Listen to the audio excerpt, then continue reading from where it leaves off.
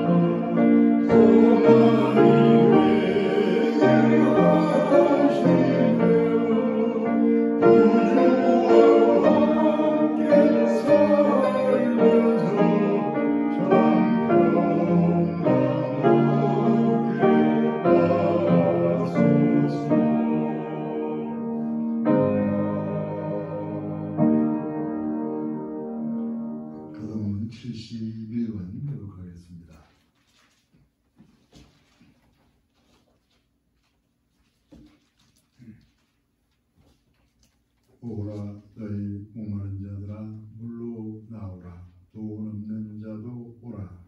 너희는 와서 사 먹되 돈 없이 밥 없이 와서 그것과 저녁을 사라. 너희가 어찌하여 양식이 아닌 것을 위하여 은하자라 주며 배부르게 하지 못할 것을 위하여 수고하느냐. 내게 듣고 들을지어다. 그리하면 너희가 좋은 것을 먹을 것이며 너희 자신들이 귀를 집어서 주어버릴 것이라. 너희는 귀를 기울이고 내게로 나와 들으라.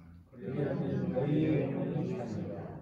내가 너희를 위하여 영원한 언약을 맺으리니 곧 다윗에게 허락한 확실한 은혜이니라. 너희는 여호와를 만날 만한 때에 찾으라. 가까이 계실 때에 그를 부르라. 악인은 그의 길을, 불의한 자는 그의 생각을 버리고 여호와께로 돌아오라. 그리하면 그가 긍휼히 여기시리라. 우리 하나님께로 돌아오라. 그가 너희에게 용서하시리라. 아멘. 신앙 고백하겠습니다. 나는 전능하신 아버지 하나님 전지의 창조주를 믿습니다. 나는 그의 유일하신 아들 우리 주 예수 그리스도를 믿습니다. 그런 성령으로 잉태하여 동정녀 마리아에게서 나시고 본디오 빌라도에게 고난을 받아 십자가에 못 박혀 죽으시고 장사된 지 죽은 자 가운데서 다시 살아나셨으며 하늘에 오르시어 전능하신 아버지 하나님 우편에 앉아 계시다가 거기로부터 살아있는 자와 죽은 자를 심판하러 오십니다. 나는 성령을 믿으며 거룩한 공교회와 성도의 교제와 죄를 용서받는 것과 몸의 부활과 영생을 믿습니다. 아멘. 자리에 앉으시기 바랍니다. 264장 전하겠습니다.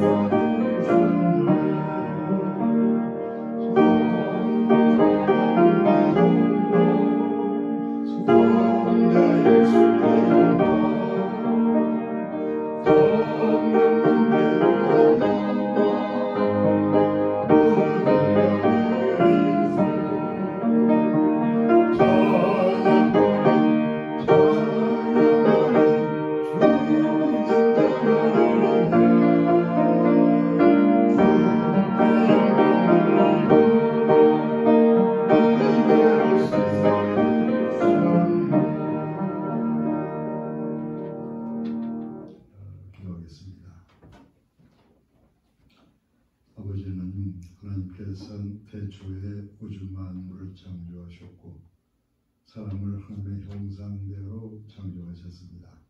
하나님의 선하신 뜻을 따라 하나님과 믿음, 소망, 사랑의 관계 속에 살길 원하셨는데 사람은 그들에게 주어진 자신의 자유와 본성을 따라서 하나님을 등지고 멀리 떠나갔습니다.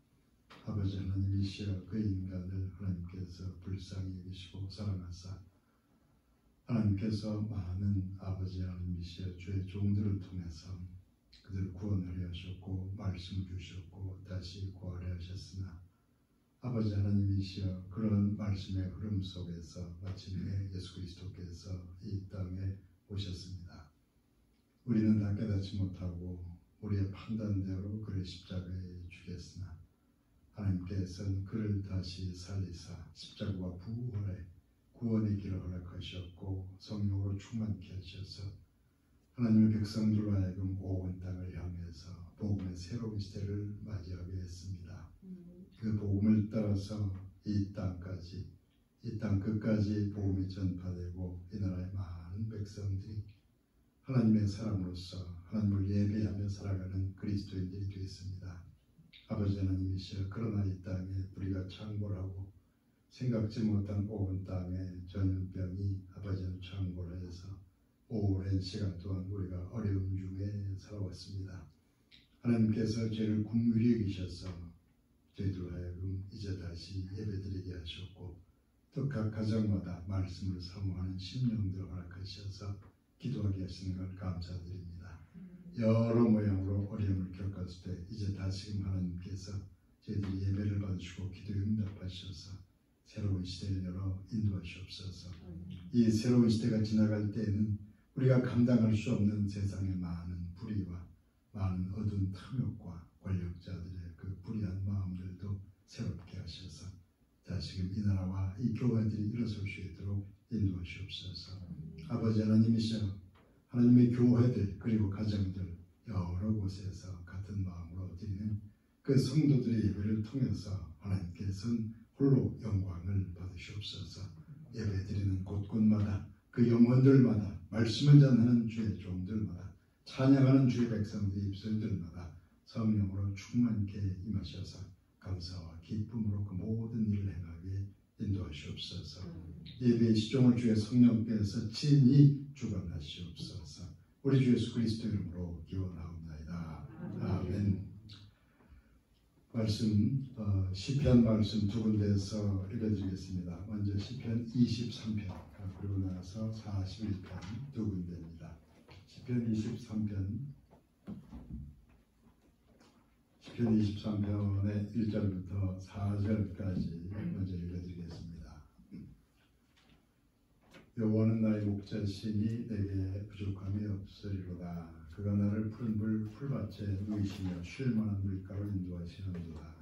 내 영혼을 소생시키시고 자기 이름을 위하여 의의 길로 인도하시는도다. 내가 사망에 묻히는 골짜기로 다닐지라도 해를 두려워하지 않을 것은 주께서 나와 함께 하시리라. 주의 지팡이와 막대기가 나를 안위하시나이다. 아멘. 41편의 4절 한 절만 읽어드리겠습니다. 41편의 4절. 내가 말하기를 여호와여 내게 은혜를 베푸소서. 내가 주께 범죄하였사오니 나를 고치소서 하였나이다. 아멘. 특별 찬양 후에 말씀을 전하겠습니다.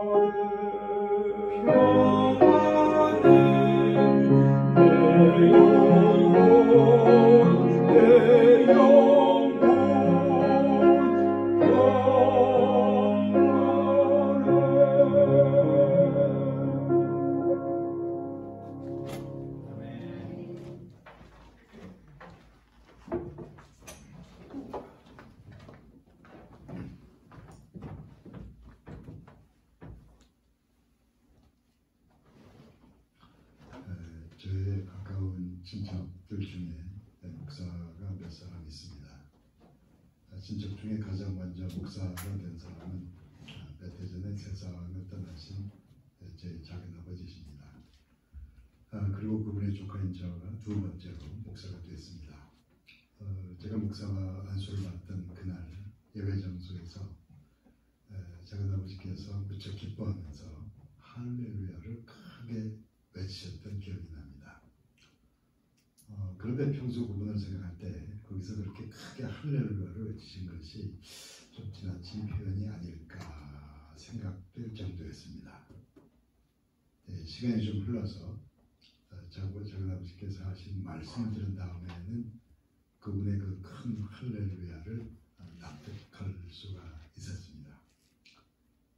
저희 작은아버지께서는 감리교 신학대학을 졸업하셨는데 그 학부고사, 학교신문사 편집장을 하면서 다분히 진보적인 학생이었습니다. 진보적인 신학생들이 그렇듯이 그 신앙에 있어서는 꽤 방황을 하셨고 또 그분의 목회 역시 순탄치 않았습니다. 그런 동안에 그분의 가족 역시 고생을 많이 했던 편입니다.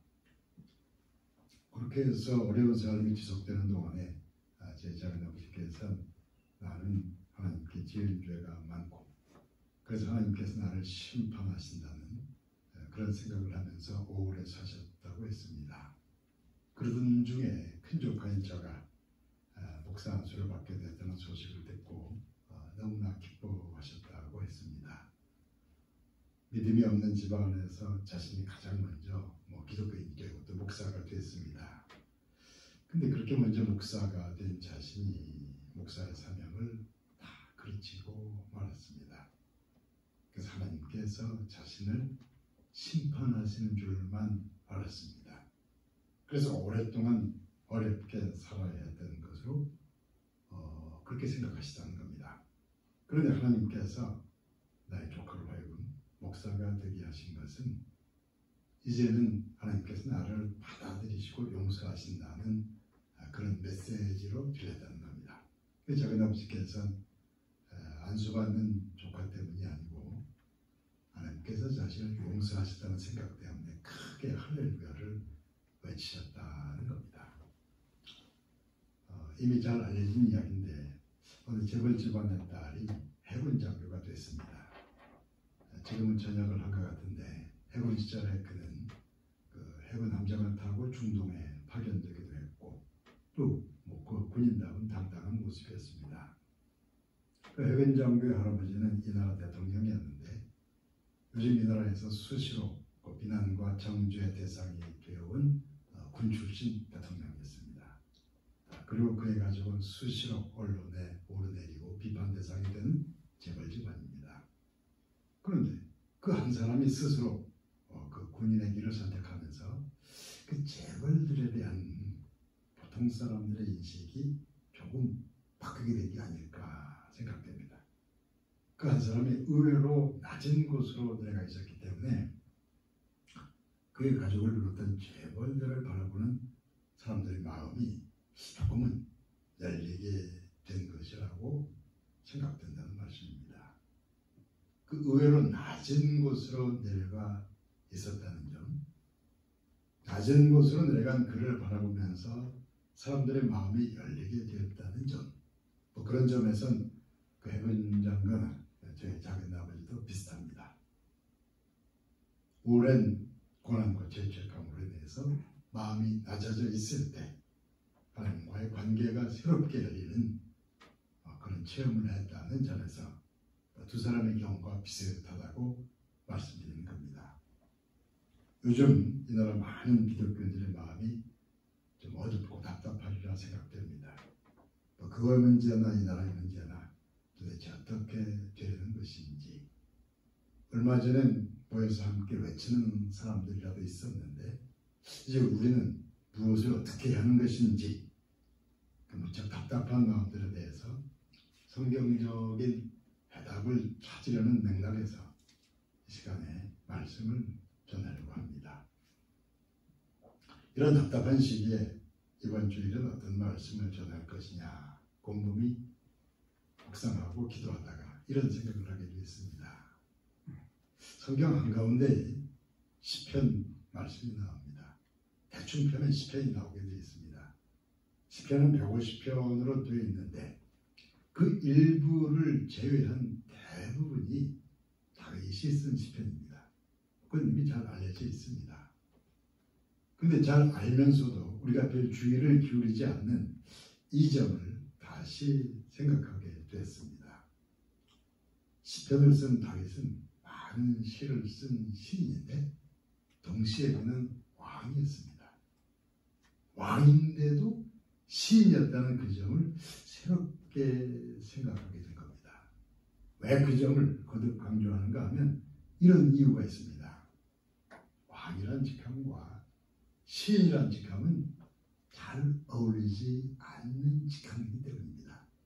한 사람이 그 두 가지를 동시에 제대로 해내기는 어렵다는 생각을 했던 겁니다.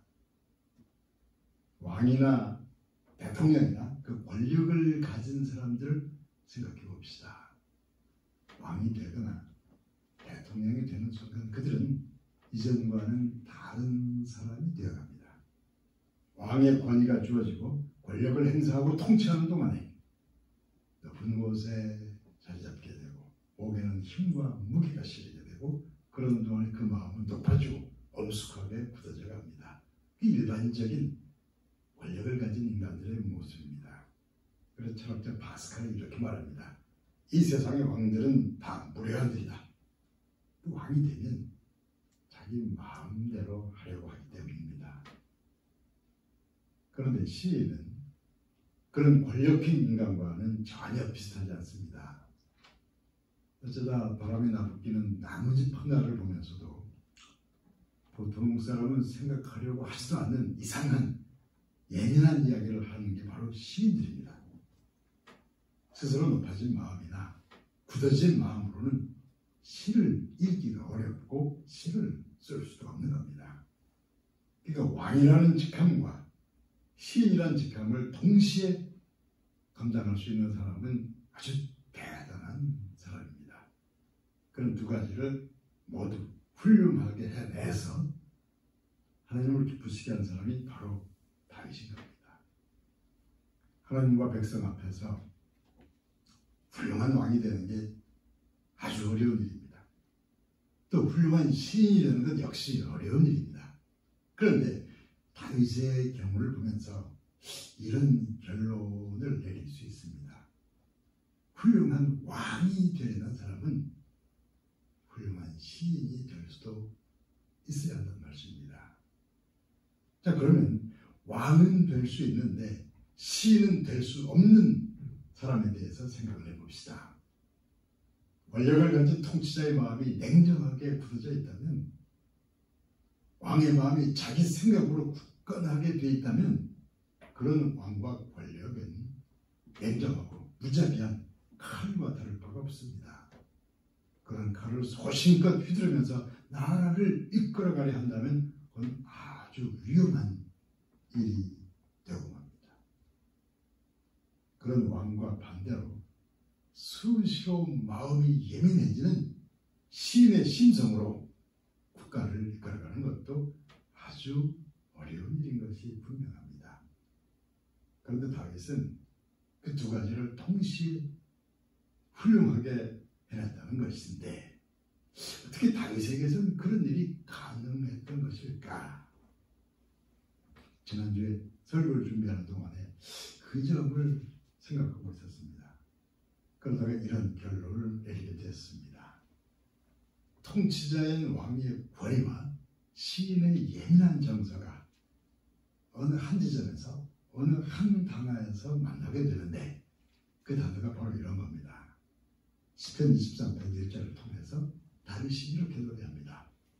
여호와는 나의 목자시니 내게 부족함이 없으리로다.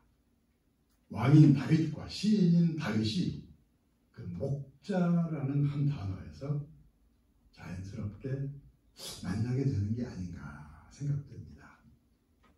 여호와는 나의 목자시니 하나님은 나의 목자가 되신다고 다윗이 시를 통해서 고백합니다. 그리고 실제로 다윗은 양을 치는 목자였습니다. 들판에서 양을 치던 시절의 젊은 다윗은 악기를 잘 다루는 음악인으로 또 시인으로 알려져 있었습니다. 사울 왕이 믿음 없이 우울증에 시달릴 때는 궁중에 불려가서 악기를 연주하며 노래를 했고 왕의 영혼을 위로하기도 했습니다. 다윗은 목자이면서 시인이었습니다. 그 목자이면서 시인인 다윗이 이스라엘 최고의 왕이 되었던 겁니다. 시편을 비롯한 성경 전체에 목자가 양떼를 이끌어가는 듯한 말씀들이 나옵니다. 목자의 시라고 생각되는 말씀들이 나오는 겁니다. 목자가 양떼를 이끌고 광야를 헤매는 듯한 말씀이 시편에 여기저기 나타납니다. 시편 23편 4절이 이렇게 전하고 있습니다. 내가 사망의 음침한 골짜기를 다닐지라도 해를 두려워하지 않을 것은 주께서 나와 함께 하시라. 주의 지팡이와 막대기가 나를 안위하시나이다. 목자가 양떼를 이끌고 광야 들판을 다니는 동안에 사나운 맹수나 도적들이 수시로 양떼를 훔치려고 엿보려고 합니다.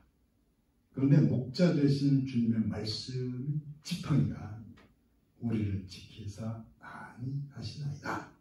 시편의 말씀은 그 양떼를 보호하는 목자의 마음을, 그 여호와 하나님의 마음을 신앙의 시로 잘 나타내는 듯합니다. 시편 119편 105절은 이렇게 전하고 있습니다. 주의 말씀은 내 발의 등이요 내 길의 빛입니다. 드넓고 메마른 광야에서 길을 잃었는데 그 광야에 어둠이 내리면 목자나 양들이나 길을 찾을 수 없습니다. 그럴 때 선한 목자 되신 주님의 말씀, 우리를 이끄는 등불이 되고 빛이 되고 구원의 길이 된다는 말씀입니다. 시편 77편 20절은 이렇게 전하고 있습니다. 주의 백성을 양떼같이 모세와 아론의 손으로 인도하셨나이다.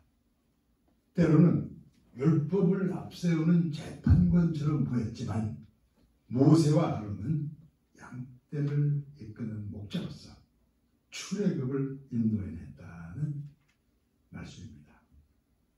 보다 더 전형적인 목자의 모습이 예수님을 통해서 요한복음 10장 27절에 이렇게 나타납니다. 내 양은 내 음성을 들으며 나는 그들을 알며 그들은 나를 따르느니라. 하나님의 말씀으로 광야 인생을 이끄시는 우리의 목자 되신 분이 예수님이십니다. 오늘날 목사들이 주일날 강단에서 말씀을 전하는 것은 바로 예수님께서 하신 목자의 길을 따르고자 하는 것입니다. 그러니까 앞이 잘 안 보이는 어두운 이 시대에도 하나님의 말씀으로 주의 백성들을 이끌어가려고 한다는 말씀입니다. 이제 사울과 다윗을 비교 생각하면서 이 시간의 결론으로 들어가려고 합니다. 사울은 처음엔 그럴듯한 왕이었습니다. 사울은 키가 컸고 인물도 훌륭한 편입니다. 사무엘 선지자가 찾아와서 사울에게 안수해서 왕으로 세우려고 할 때 그때 사울은 사무엘이 시키는 대로 순종하려고 했습니다. 그렇게 해서 이스라엘 왕이 된 초기에 사울은 성령이 충만했습니다. 성령 충만한 사울은 백성을 이끌면서 용감하게 블레셋을 물리치기도 했습니다. 얼마 안 가서 사울은 우리가 잘 알고 있는 사울다운 모습으로 돌아가고 맙니다. 입술로는 신앙과 순종을 말하면서도 실제로는 자신의 생각, 자신의 욕심을 먼저 생각합니다. 마음이 조급해지면 믿음이고 인내고 찾아볼 수 없었습니다. 그러던 중에 선지자 사무엘이 사울을 포기하면서 멀리 떠나고 맙니다. 그러고 나서 악한 영이 사울에게 임하게 됩니다.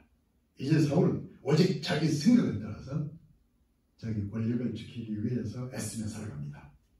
그런 사울이 무슨 결정을 하든지 간에 그건 옳은 게 아니었습니다. 그러던 중에 사울은 나라와 백성을 가장 불행하게 만드는 왕이 되고 맙니다. 백성들의 삶은 피폐해지고 훌륭한 신하는 어디론가 다 사라지고 말았습니다. 사울 주변은 주로 어두운 신하들만 아첨하면서 살아갑니다. 사울 왕은 왕의 직함과 권위로 자신을 높이려고 하지만 하나님께서는, 그리고 백성들은 그런 왕이 너무 부담스럽게 느껴집니다. 어찌 하나님을 등지는 인간이 오직 자기 권력으로 나라와 백성을 다스리려 하는 것인가? 그런 왕들을 이끌어서 하나님과 상관없다는 의미에서 세상 왕이라고 부르는 것이요.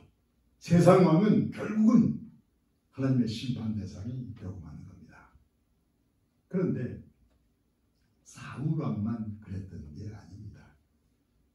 이스라엘의 거의 모든 왕들, 그리고 거의 모든 시대에 권력을 가진 통치자들이 그런 세상 왕에 해당했다는 것입니다. 거의 모든 왕들이 그랬다면 다윗은 어떤가? 다윗도 사울 못지않게 어두운 모습을 보일 때가 있었습니다. 그렇지만 선지자가 찾아와서 예리하게 죄를 지적하면 고통스러워하면서도 그 준엄한 말씀을 받아들였습니다. 다윗에게는 하나님의 말씀을 받아들이려는 예민한 신의 심성이 있었던 말씀입니다. 그런 점 외에도 다윗에겐 이런 중요한 점이 있었습니다. 다윗은 세상의 밑바닥을 체험적으로 아는 왕이었다는 겁니다. 어려서는 들판에 목동으로 살면서 백성들의 어려운 삶을 직접 경험했습니다. 사울 왕에게 쫓겨다닐 때는 오랜 세월 동안 억울한 도피 생활을 했습니다. 억울한 범죄자들과 함께 살 때도 있었습니다. 그러니까 나중에 왕이 돼서 어떤 중요한 결정을 내릴 때는 그 다윗은 백성들의 입장에서 백성을 위한 결정을 내릴 수 있었다는 말씀입니다. 도피 중에 다윗에게 음식을 주었다는 이유만으로 많은 제사장들이 사울에게 학살되는 사건이 있었습니다. 다윗으로서는 너무 죄송하고 너무 가슴 아픈 사건이었습니다. 그런 심각한 사건들을 경험하는 동안에 다윗은 한 나라의 권력자가 잘못된 마음을 품으면 나라와 백성이 어떻게 되는 것인지 여전히 체험을 했습니다. 그런 고난과 연단의 과정을 거친 다음에 왕이 되었기 때문에 다윗은 강력하고 훌륭한 이스라엘을 세울 수 있었던 겁니다. 그러니까 어느 나라에 훌륭한 왕이 나타나서 나라를 올바로 이끄는 것은 그것은 하나님의 은혜라고 그렇게 믿어야 한다는 말씀을 드리고 싶은 겁니다. 인간들은 그렇게 다르지 않습니다. 다윗이라고 해도 모세라고 해도 크게 다르지는 않았습니다. 젊은 모세는 보통 남자들처럼 강한 힘과 용기로 일하려다가 사람을 죽인 적이 있었습니다. 최고의 전도자 사도 바울도 크게 다르지는 않았습니다. 로마서 7장 19절을 통해서 사도 바울이 이렇게 탄식하며 외칩니다. 내가 원하는 바 선은 행하지 아니하고 원하지 아니하는 바 악을 행하는도다. 그러니까 하나님의 사람들에게는 하나님의 은혜로 새롭게 태어나는 은혜의 과정이 필요한 겁니다. 하나님의 은혜로 고침을 받는다는 그 믿음과 관련해서 다윗은 시편 41편 4절을 통해서 이렇게 외치며 기도합니다. 여호와여 내게 은혜를 베푸소서. 내가 주께 범죄하였사오니 나를 고치소서. 우리가 잘 알다시피 온 세상이 오랫동안 깊은 어려움 속에 살아왔습니다. 언제면 이 어둠이 다 거칠지 알 수 없습니다. 우리 마음을 더 무겁게 하는 것은 나라와 교회를 이끌어가는 그 지도적인 위치에 있는 사람들입니다. 거의 모든 나라의 지도자들이 백성들의 눈치를 살피는 그 포퓰리즘 이상의 다른 생각을 하기가 어려운 듯합니다. 나라와 백성을 위하기보다는 자기 생각대로, 자기 논리대로 이끌어가려고 합니다. 그래서 저는 이 시간에 나를 고치소서, 우리를 고치소서, 그런 제목으로 말씀을 전하는 겁니다. 경영자와 노동자가 서로 다른 입장에 있다는 것이 서로 갈등하고 투쟁해야 하는 이유가 되는 게 아닙니다. 마르크스나 엥겔스나 그 사회주의 혁명의 제자들은 부르주아와 프롤레타리아가 서로 계급이 다르다는 점을 강조합니다. 그래서 부르주아는 투쟁 대상이요 파괴 대상이라고 외쳐왔습니다. 경영자도 필요하고 노동자도 필요합니다. 머리도 필요하고 발다리도 필요합니다. 서로를 갈등과 투쟁의 대상으로 보려고만 할 게 아니라 우리가 함께 나아갈 길과 미래를 찾으려는 자세가 필요합니다. 특히 공동체와 교회와 나라를 이끌어가는 사람의 마음에는 그런 마음이 필요합니다. 우리를 고치소서. 이 나라와 교회, 그 지도자들의 마음을, 이 백성들의 마음을 고치소서. 그런 마음으로 기도하면서 하나님의 응답을 열심히 기다리며 살아가시기를 예수 그리스도 이름으로 축원합니다. 기도하겠습니다.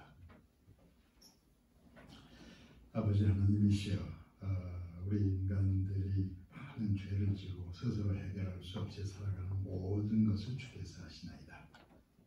말씀과 성령으로 충만케 마셔서 우리를 고치시옵소서. 먼저 나를 고치시옵소서. 특히 이끌어가는 위치에 있는 많은 그 지도자들을 고치시옵소서. 하나님의 선하신 뜻대로 인도하시옵소서. 예수님의 이름으로 기도하옵나이다. 아멘. 392장 진행하겠습니다.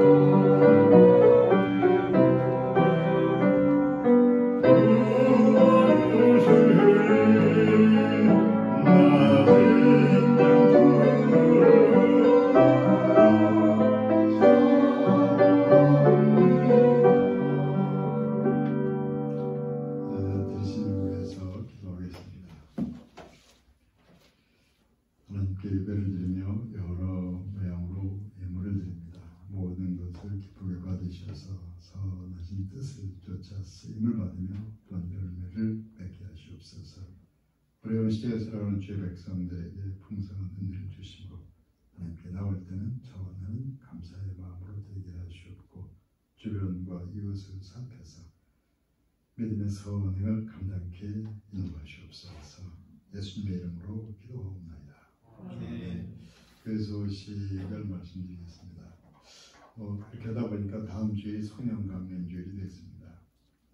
요즘 아주 상당히 제도로서는 수동적인 절기가 되었습니다.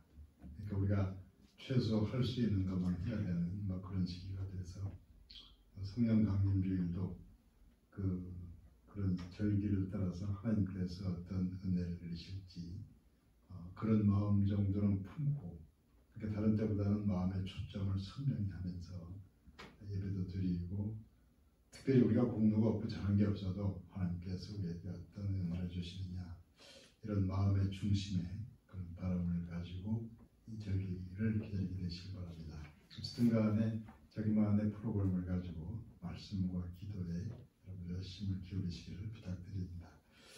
우리 일어서서 362장 찬양하고 축도하겠습니다. 382장